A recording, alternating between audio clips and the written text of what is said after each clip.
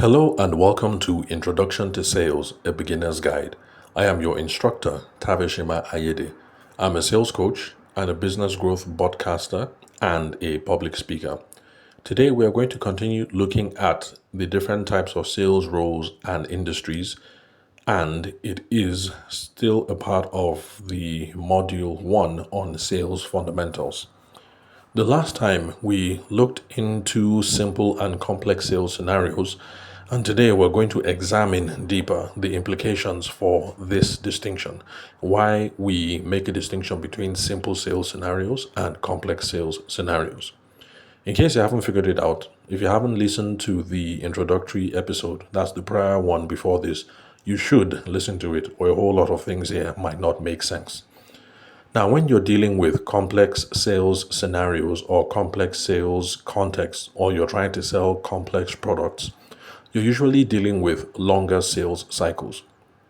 So if you're trying to sell a commodity like groundnuts or egusi, you can close the sale very quickly, in 2 to 3 minutes, maybe 5. If you're trying to sell something like a car, for instance, or a house, you should expect that the sales cycle is going to last you a couple of days, a couple of weeks, maybe a couple of months. A sales cycle is how long it takes a business deal to close from the moment when the customer reaches out to you to when you guys sign on the dotted line or when the customer makes a transfer for the purchase. Another implication when you're dealing with complex sales or complex products or complex scenarios is that to sell in those situations, you have to be consultative. You can't just tell people, this is the greatest, this is the best, take it or leave it. You actually have to pretend to be a doctor or an accountant. You have to pretend to be some sort of a professional, and you have to ask questions.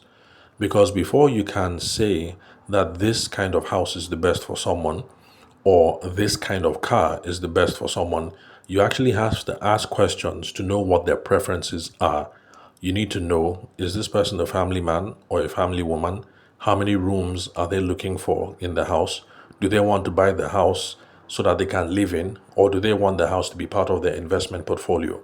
These are the sorts of questions that you have to ask before you can make a recommendation for them to buy this house over another kind of house. You can see that in this case, you are being consultative. You're not saying this is the brightest, this is the best, this is the newest, this is the cheapest. Buy. You have to be consultative. And it's the same when you're trying to get people to buy a car. You have to try and get under the skin of the man or the woman who is talking to you about buying the car. You want to figure out if they are looking for status, or if you want to figure out if they are looking for something practical, and if they are looking for economy.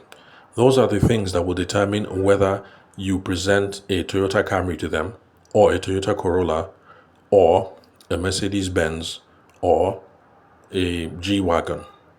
So you have to be consultative. You have to ask all these sorts of questions. Then another thing that you have to consider when you're dealing with complex sales is that you're going to have to gain incremental commitments. When it comes to simple sales scenarios or commodities, you can get the deal done on the spot. But for complex sales, you have to think in terms of smaller commitments. So back to the house selling example. The first commitment might be finding out if the person is interested in having a meeting where you go to the person's office or the person comes over to your own real estate firm so that you can ask them a couple of questions. That is an incremental commitment. They have committed to a meeting. After that, another commitment could be site inspections, where they go and they look at houses. Another commitment after that might be for them to make an offer on a property. And you can see how things move from one small commitment to another to another. It's the same thing with a car. If somebody reaches out to you from the Instagram handle because you sell cars, the first commitment might be to try and figure out if they're interested in buying a car first of all or not. This can happen over the chat. The next commitment can be to get them to come to the lot to look at a possible number of cars. Well, rather, let me take a step back. The next commitment could be to get them in the chat to commit to certain makes or models or years of cars that they're interested in. At this stage, you guys will be sending pictures back and forth. After you have narrowed down on a couple of models that they might be interested in, then the next incremental commitment might be for them to come to the car lot, wherever your car lot is, so that they can test drive a couple of models. So you can see how things are going to be moving forward in smaller increments. If you're dealing with simple commodities like bananas, egusi, or groundnuts, you have to close the deal in one step. The chances are, if the person goes away from your stand now, the person is not going to come back to want to buy your yams or your groundnuts or your egusi. But if you are selling cars or houses, it is going to be through a series of incremental commitments. It is perfectly normal for the person to show up today, for you guys to have a chat, and for the person to leave and then come back later or make another phone call or send an email. And then when you're dealing with complex sales, you're going to have more decision makers to consult with. If it's a simple sale, like commodities that I've described, groundnuts, egusi, yams, you are typically dealing with the person who is standing directly in front of you. But for complex sales, the person might have to discuss with his husband, a wife, a lawyer, mother-in-law, father-in-law, pastor, any other kind of stakeholder or co-decision maker that the person needs.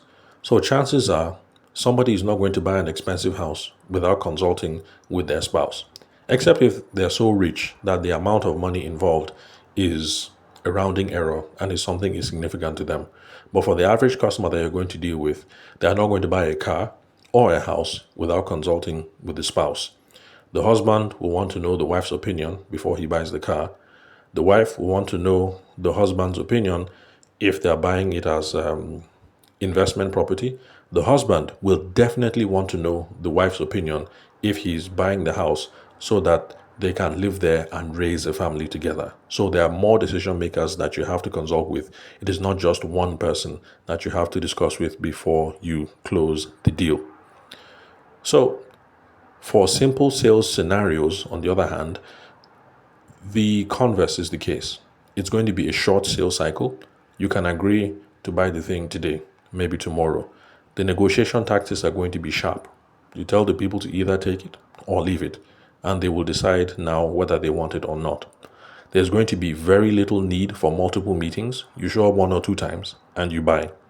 Decisions are most likely going to be made on the spot. There's going to be very little need for any back and forth, and you probably are not going to have to consult with too many people.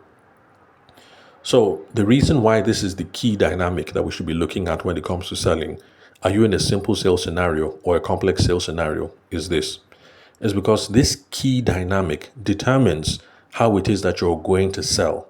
So it's not necessarily about what kind of role or industry that you're in, but it's about the context that you're in. So that determines whether you are going to be consultative and try and book multiple meetings and take things nice and slow and get buy-in, or whether you're going to go for sharp negotiation tactics and start pricing and get the person to buy it now. In the next episode, we're going to look at details of sales roles and industries, and you're going to see the interplay of simple and complex sales scenarios.